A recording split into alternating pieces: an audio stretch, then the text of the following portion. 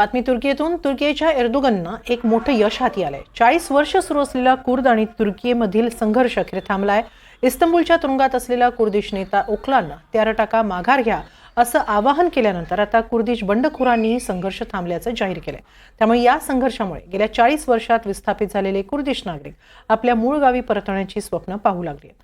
त्यांची स्वप्न खरी होणार का? पाहूया एक रिपोर्ट.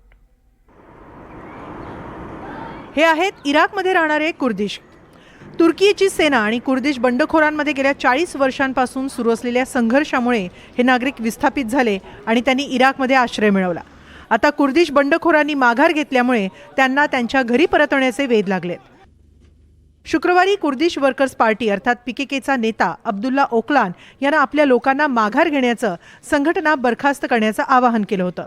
शनिवारी त्याच्या कार्यकर्त्यांनी नेत्याच्या आवाहनाला प्रतिसाद देत माघार घेतली आणि शस्त्र खाली टाकली. त्यामुळे आता हा संघर्ष थांबलाय.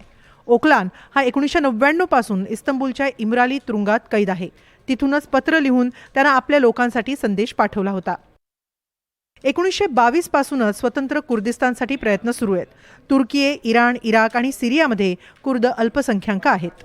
तुर्कीमधील कुर्द लोकांवर अनेक अन्याय झाले. अखेर 1978 मध्ये एका गुरिल्ला आंदोलनाचं रूपांतर कुर्दिस्तान वर्कर्स पार्टीमध्ये झालं. कुर्दिश लोकांचं एकीकरण आणि स्वतंत्र कुर्दिस्तान हे या संघटनेचं ध्येय होतं. इराण, इराक, सिरिया आणि तुर्कीमधील कुर्द प्रदेशांवर नियंत्रण मिळवण्याचा प्रयत्न झाला. 1990च्या दशकात तुर्कीमध्येच कुर्दिश लोकांसाठी स्वायत्त प्रदेशाची मागणी करण्यात आली. इराकमध्ये पीकेकेचं मुख्य केंद्र होतं. तिथूनच दक्षिण पूर्व तुर्कीच्या कुर्द बहुल भागात अनेकदा हल्ले करण्यात आले. 2013 ते 2015 मध्ये तुर्की सरकार आणि पीकेकेमध्ये शस्त्रसंधी झाली.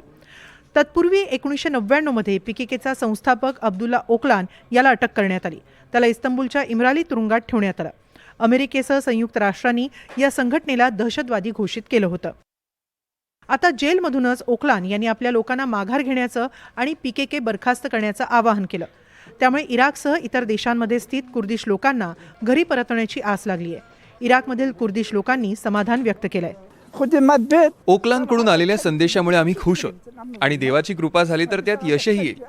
पण मला वाटतं की यानं काम होणार नाही, कारण यात संयुक्त राष्ट्रांनी कोणतीही भूमिका बजावली नाही. त्यांनी या दोघांमध्ये एक लिखित करार करून घ्यायला हवा होता. त्यावर सही करून मग शस्त्र खाली ठेवायला हवी होती. काही अटी शर्ती असायला हव्या होत्या. पीकेकेला शस्त्र खाली टाका, करार करा असं सांगणं म्हणजे हा काही पोरांचा खेळ नाहीये.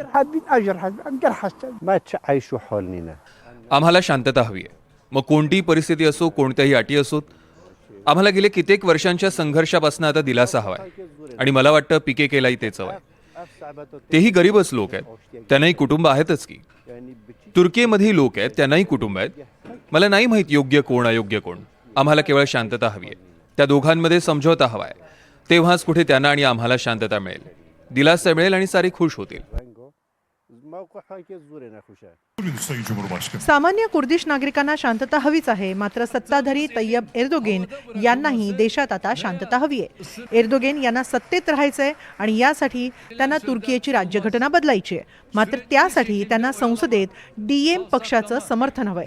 डीएम पक्षाकडून कायम व्यापक लोकशाही, कुर्दिश नागरिकांसाठी अधिकार आणि ओकलानची स्थिती सुधारणा हवी आहे. यासाठी पक्षाकडून दबाव तंत्र वापरलं जाते. याच डीएम पक्षानं ओकलानसह तुरुंगात जाऊन चर्चाही केली होती. त्यातच आता या शांतता प्रयत्नांत यश आल्यानं एर्दोगन यांनीही सुटकेचा निश्वास सोडलाय. मात्र शस्त्रसंधी तोडली गेली तर सरकारही शांत बसणार नाही असा इशारा एर्दोगन यांनी दिलाय.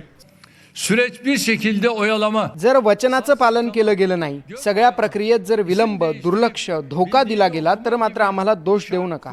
आम्ही आमची सैनिकी कारवाई सुरूच ठेवू. गरज पडल्यास आम्हाला ही कारवाई करावीच लागेल आणि जोपर्यंत आम्ही शेवटचा दहशतवादी ठार करत नाही तोपर्यंत आम्ही शांत बसणार नाही. Gerekiyorsa taş üstüne taş. 1999 पासून कैदेत असलेल्या ओकलानच्या आवाहनाला सध्या तरी त्याच्या लोकांनी प्रतिसाद दिलाय. मात्र ही शांतता किती टिकेल याबाबत काहीच सांगता येत नाही. याआधी एर्दोगन यांच्याच कार्यकाळात 2013 मध्ये तुर्की आणि पीकेकेमध्ये शस्त्रसंधी झाली होती. मात्र ती फार काळ टिकली नाही.